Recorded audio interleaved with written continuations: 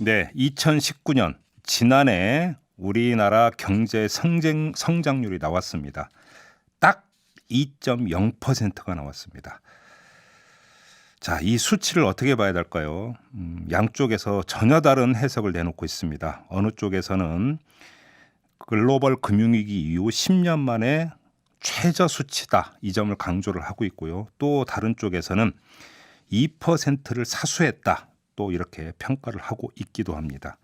어떻게 봐야 되는 건지 궁금한데요. 그래서 바로 당사자 직접 연결해서 한번 이야기 나눠보겠습니다. 김용범 기획재정부 제1차관 전화로 연결합니다. 나와 계시죠? 네, 안녕하십니까. 네, 안녕하세요, 차관님. 자체 평가는 어떻습니까? 2%의 이 성적표에 대해서.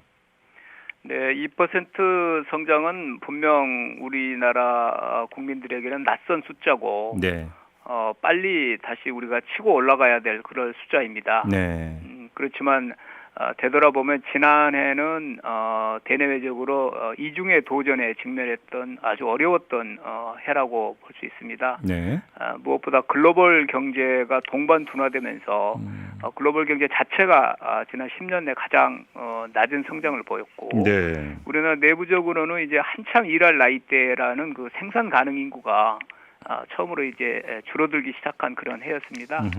그래서 그런 사정으로 일각에서 말씀하신 대로 2% 성장이 어려울 것이라는 우려도 있었지만, 네, 이렇게 어려운 상황 속에서도 4, 4분기에 1.2% 전기비 성장하면서 연간 2% 성장을 이룩한 것은 심리적 마지노선은 그래도 지켰다, 이렇게 보고요. 네, 그 과정을 보면 이제 재정이 버팀목 역할을 했고, 민간 부문도 작년 3, 4분기, 4, 4분기 연속 플러스 성장을 보였습니다. 네, 특히 또 의미가 있는 것이 민간 투자가 있습니다. 민간 네. 투자가 7분기 만에 전기 대비로 플러스로 성장으로 전환을 했고요. 네. 그렇게 이렇듯 특히 수출이 어려운 상황에서 내수가 꾸준히 성장을 뒷받침해서 2%라는 숫자, 이 성장은 전 세계적인 동반 경기 둔화 속에서 그래도 차선의 선방으로 그렇게 평가를 합니다. 근데 그 정부가 스스로 그러니까 내세웠던 그 목표 성장률이 처음에는 2.7%였고요. 예. 중간에 이제 그 수정을 했지만 그때도 2.4에서 2.5%가 목표라고 밝힌 바 있지 않습니까? 이때 그렇습니다. 이 목표 수치에 비하면 많이 떨어지는 수치 아닌가요? 그렇습니다. 작년에는 이제 우리도 그렇고 아까 말한 대로 글로벌 전체 성장률이 예상 성장률이 연초에 비해서 중간에 그다음에 3, 4개월 남겨둔 시점에서 전망치들이 조금씩 낮아졌는데, 네. 글로벌 경제가 3.6에서 2.9%포인트로 0.7%포인트 낮춰졌습니다, 작년에. 네. 우리도 말씀하신 대로 당초 작년 기록했던 그 전에 18년에 기록했던 2.7%에서 네. 2.0이니까 0.7%포인트가 아쉽게도 낮아졌는데, 네네. 공교롭게 그 글로벌 전체 성장률 하락분과 우리가 기록한 0.7%포인트 하락분이 정확히 똑같습니다. 네. 그래서 우리만 그렇게 어려운 건 아니었고, 특히 이제 수출에 많이 의존하는 나라가 우리나 독일이나 싱가포르 이런 나라들인데, 네. 그런 나라에 비교해 보면 우리는 아까 말한 대로 세계 성장률 하락분과 거의 똑같이 하락을 했는데, 독일은 그보다 훨씬 크게 하락을 했고요. 네. 싱가포르는 세계 경제 하락분보다 한 2배 더 깊은 경기 침체를 기록했습니다. 그런 걸 보면 그래도 우리가 내수가 그래도 어느 정도 뒷받침되면서 수출의 어려움을 좀 상쇄한 그런 한 해였습니다. 근데 지금 제가 드리고 싶은 질문이 글로벌 요인을 지금 많이 강조를 하셨는데요, 차관님. 예, 근데 예. 글로벌 요인이라고 하는 것은 그 예상하지 못했던 돌발 변수이기보다는 예. 사실 구조적인 부분이 일정하게 흐름을 타는 것이기 때문에 충분히 예상했을 수 있었던 부분 아닌가라고 하는 상식적인 의문이 들어서, 예. 그럼 애당초 정부가 설정했던 목표 성장률 수치라고 하는 게 너무나 뻥 튀겨져 있었던 게 아닌가라는 궁금증도 들거든요. 근데 글로벌 수출이 우리 경제에 차지하는 비중이 아주 크고요. 네. 그다음에 우리 경제는 이제 그다음에 이제 중요한 것이 투자인데, 네. 투자가 설비 투자와 건설 투자 두 개로 나뉘지 않습니까? 네네. 근데 설비 투자와 건설 투자가 공교롭게도 두 투자가 이렇게 사이클이 있는데, 순환 사이클이 보통은 그렇게 조금씩 하나가 좀 어려우면 하나가 회복이 되고 이런 모습으로 보이는 것이 상례인데 네. 우리는 지금 17, 18년 때는 건설 투자도 아주 좋았고요. 그 다음에 설비 투자도 반도체, 호황이나 이런 것 때문에 아주 좋았는데 네. 이 두 주축인 투자가 건설과 설비가 19년에는 지금 동반 조정 국면이어서 그래서 더 사실 어려웠습니다. 수출도 그렇고 정부는 정부 전망보다 작년에는 아무래도 전망 대비 세계 경제가 동반 둔화된 요인이 가장 좀 그 전망치 대비 실적이 좀 그렇게 만족스럽지 못하게 나온 그런 원인이라고 봅니다. 알겠습니다. 조금 전에 이제 차관님께서 민간 부문 특히 이제 설비 투자가 좀 늘고 있다라고 하는 점을 이제 강조를 해주셨는데, 그럼 좀 경기가 좀 그 바닥을 좀 회복세로 돌아섰다고 봐도 되는 건가요? 그렇습니다. 민간 투자 중에서는 이제 이게 반도체가 차지하는 비중이 아주 크고요. 네. 5G나 이런 것들이. 그런데 그게 또 다시 사실 이제 수출과 또 관련도 돼 있고 그래서 반도체는 사실 물량은 계속 플러스 성장이 수출이 되고 있는데 이제 단가가 또 아주 많이 작년에 하락을 했는데 그 단가도 조금씩 작년 하반기부터 이제 회복이 되고 있어서 그것이 이제 수출도 이제 1월부터 조금씩이라도 이제 마이너스에서 이제 반전될 것 같고요. 그게 또 설비 투자를 더 이렇게 회복시키는데도 기여하고 그래서 각 분야가 조금씩 더 나아질 걸로 봅니다. 그러면 좀 궁금한 게 예를 들어서 글로벌 환경이 안 좋았던 지난해 같은 경우는 정부의 애초에 목표 성장률이 2.7%였는데 올해 지금 기획재정부가 잡은 목표 성장률이 2.4%란 말이에요. 2.4%입니다. 그런데 오히려 이제 그 민간 부문이 조금씩 회복세를 보이고 있다고 하는데 되게 조심스럽게 목표치를 설정을 한 것 같네요. 그러면 그렇습니다. 그런데 이제 작년 연초에 2.7%를 했던 거고요. 19년 초에. 근데 이제 20년 뭐 보면은 사실은 이제 2.0이 거의 그 예상됐잖아요. 정부가 전망을 하는 11월, 12월에는. 그래서 2.0 대비 2.4로 그렇게 보셔야죠. 알겠습니다. 자, 이제 그 사실은 2%를 사수했던 어떤 그 주된 어떤 동력이 결국 국가 재정이다 뭐 이런 이야기가 좀 많이 나오고 있던데요. 지금 내년이 아니죠. 올해죠. 올해 같은 경우도 지금 상반기에 재정을 조기 집행할 계획인 거죠. 그렇습니다. 그 이제 재정은 512조 원으로 확장이 돼 있고요. 그것을 이제 연중에 이렇게 이제 집행을 해야 되는데 이제 GDP가 1년 숫자지만 나눠보면 분기로 또 나오지 않습니까? 그래서 전년에는 말씀드린 대로 19년 3, 4분기, 4, 4분기가 상당히 더 회복되는 회복되는 숫자 때문에 2.0이 나왔고 특히 이제 4, 4분기 숫자가 큰데 그러면 이제 4, 4분기는 또 올 1, 4분기와 사실 비교가 됩니다. 1, 4분기는 전기이기 때문에 4, 4분기가 상당히 높은 숫자를 이제 기록했기 때문에 1, 4분기는 거기보다는 사실 더 플러스를 보이려면 규모가 아주 더 커야 되는 거죠. 그래서 전년에 비해서 한 62% 정도를 상반기에 지금 집행하려고 그러고요. 상반기를.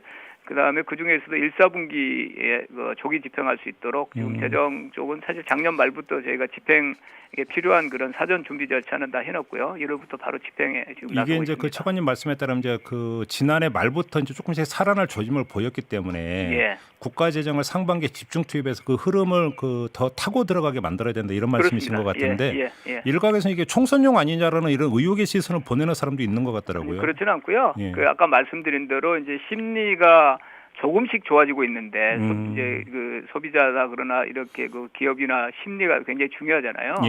그런데 4, 4분기가 작년 흐름에서 이제 나아지고 있는 흐름에서 저희가 조금이라도 노력을 해서 이제 박차를 가한 거고요. 근데 그 4, 4분기 숫자가 높게 나오면 아까 제가 말씀드린 대로 GDP는 전기비로도 하고 전년 동기도 비교를 하는데 전기비는 작년 높아진 4, 4분기 대비 올해 1, 4분기가 만에 하나 뭐 마이너스가 나온다 그러면 그건 이제 그 흐름은 뭐 심리에는 상당히 또 부정적이죠. 그리고 조금씩 나아지고 있는 그런 그 분기별 숫자 그리고 수출 플러스로 전환되는 거 심리 이런 전체적인 분위기를 불씨를 살려 나가려면 사실은 1, 4분기 숫자가 전년 대비해서 플러스를 유지하는 것이 굉장히 그 중요한 과제입니다. 결국은 물 들어올 때 펌프 돌려야 된다 이런 말씀이신 거죠? 장님은? 저기 그렇게 이제 그 아주 조금씩은 순풍이지만 그렇게 강하지 않기 때문에 네네네. 아주 조심스럽게 살려 나가야 되는 거죠. 이 점은 어떻게 봐야 됩니까? 문재인 대통령이 올해 신년사에서 어떤 이야기를 했냐면 23개 사업 25조 원 규모의 국가 균형 발전 프로젝트. 예, 그러니까 우리가 이제 보통 이제 그 예비 타당성 조사 면제 사업으로 이해를 하고 있는 예. 이 사업을 본격 추진하겠다라고 밝힌 바가 있거든요. 예. 이것도 연동이 되어 있다고 해석을 하면 됩니까? 그것은 이제 사실 이제 그 작년에 발표한 뭐 23개 사업 25조 원은 네. 장기 사업들입니다. 네. 몇 년씩 걸리는 사업이에요. 뭐 이게 광역 교통 물류망이나 이런 것들인데요. 네. 공공하수처리나 뭐 지역 그 산업 육성인데 그것은 이제 한 5년이나 뭐 7년 정도에 집행될 것이고 네. 올해 예산에 반영된 거는 4,300억 정도입니다. 그게 그 잠깐만요. 사업 중에서. 올해 규모는 4,300억밖에 안 됩니까? 그 기본 계획 수립하는 것과 예. 시시 설계하고 뭐 착공 준비하는 정도고 예. 25조 원은 뭐 올해 안에 집행될 것은 4,300억입니다. 그래서 예. 바로 그것이 올해 안에 다 집행되는 건 아니고요. 뭐 물론 계획이나 이런 것들은 이제 발표돼 있기 때문에 준비는 되고 아마 본격적인 더 큰 규모의 그 실제 집행은 내년 내후년이 되지 않을까 이렇게 봅니다. 그러니까 뭐 일각에서는 이 25조 원이 한꺼번에 풀리면 부동산 시장을 또 뭐 과열 양상으로 몰아갈까라고 이야기하는데 그게 아니라는 얘기는? 올해 예산에는 4,300억만 반영돼 있고요. 네. 이제 그 본격적으로 이제 착수하고 이렇게 그 건설 투자로 이어지는 것은 내년 내후년 뭐 그렇게 순차적으로 가니까. 그렇습니다. 예, 그건 좀 너무 이제 그 기우다 이런 말씀이시네요. 25조 원이 바로 올해 들어오는 투입되는 것은 아닙니다. 아까 이제 차관님께서 이제 투자의 두 종류, 설비 투자고 건설 투자 말씀하셨잖아요. 예. 그 건설 투자 같은 경우는 부동산 경기하고 직결돼 있습니까? 부동산과 이제 부동산 쪽하고 관련이 돼 있죠. 그래요? 그러니까 이제 주택도 있고, 예. 그 아까 말한 도로 교통도 있고, 산업단지나 이런 것도 있고 다 그런 것들에 망라돼 있습니다. 네. 근데 시설, 예. 그러니까 지금 부동산 시장은 이제 꽉 옥죄는 정부 정책 기조에 따르면 예. 건설 투자가 어떤 경제 성장의 견인차가 될 가능성이 별로 없다고 봐도 되는 거 아닌가요? 견인차보다도 이제 워낙 그 17, 18 그 기간 동안에 높았기 때문에 네. 뭐 GDP나 이런 것들은 한 해를 이제 전년과 비교하는 거잖아요. 네. 그래서 그 뭐 높은 해가 있으면 뭐 산이 높으면 골이 깊듯이 그렇게 좀 저희가 조정을 보이고 있는데요. 부동산은 주로 지금 주택이잖아요. 주택. 그렇죠. 주택 시장 안정인데 주택도 큰 부분이지만 다른 분야 뭐 SOC나 이런 분야는 아주 큰 그 투자가 많이 계획이 돼 있고요. 네. 주택 시장을 뭐 공급을 줄이는 그런 것보다 이상 과열로 이루어지지 않도록 과도한 뭐 특정 어떤 그 가격대나 지역이나 이런 쪽이 너무 이상 급등을 보이면서 네. 다른 주택 가격까지 다 높이는 그런 이제 부작용을 좀 방지해야 됐다 그런 차원인데 알겠습니다. 이게 공급 그 자체에 그렇게 뭐 이렇게 공급을 줄이는 그런 효과는 그렇게 염려 안 하셔도 됩니다. 부동산 이야기 나온 김에 짧게 요거 하나만 좀 여쭤볼게요. 이인영 민주당 원내대표가 저희와 인터뷰에서 어떤 이야기를 한 바가 있냐면 3주택 이상 소유자들에게 종부세 세율을 인상하는 방안을 검토할 수 있다고 이야기를 한 바가 있는데 혹시 기획재정부에서 이 그러니까 방안을 좀 구체적으로 검토한 바가 있나요? 12월 16일 날 발표된 그 보유세 강화 일부 강화되는 게 있잖아요. 다주택자에 대한 그 부분은 예고가 돼 있고요. 12월 16일 날. 그 부분은 이제 일부는 뭐 세율을 약간 좀 높이고 이런 부분은 세법을 고쳐야 됩니다. 그래서 그거는 그 정도 12월 16일 날 예고돼 있는 거를 세법을 지금 국회에 제출해서 개정하는 그 정도 지금 정부는 노력을 하고 있습니다. 네, 그 이상은 지금 검토를 안 하고 있다는 말씀으로 그러니까 이해를 하면 될 것 같아요. 12월 16일 날에 대책 발표한 내용입니다. 지금 이제 그 많은 분들이 문자를 주시기를 수치도 중요하지만 체감하는 게 중요한 게 아니냐. 그러면서 몇 가지를 지적을 해주시는데요. 그 가운데 이래서 MBC 미니로 김민남님 같은 경우는 40대 실업률을 지금 지적을 해주셨는데요. 좀 대책 좀 세우고 있나요? 예. 저희 그 따로 TF를 만들어서 네. 특히 이제 40대 고용부진이 뼈 아픈 부분이기 때문에 네. 그분들의 이제 일자리를 좀 늘려줄 수 있는 결국 이제 민간에서 좋은 일자리가 많이 나와야 될 텐데요. 그렇죠. 그래서 그런 대체 일단 그 애로를 좀 심층적으로 분석을 하고 있고요, 저희가. 예. 그래서 3월까지 40대 맞춤형 일자리 종합 대책을 마련하려고 고용부, 기재부, 기타 그 연구기관 총 지금 머리를 맞대고 작업반이 지금 활동을 하고 있고요. 네.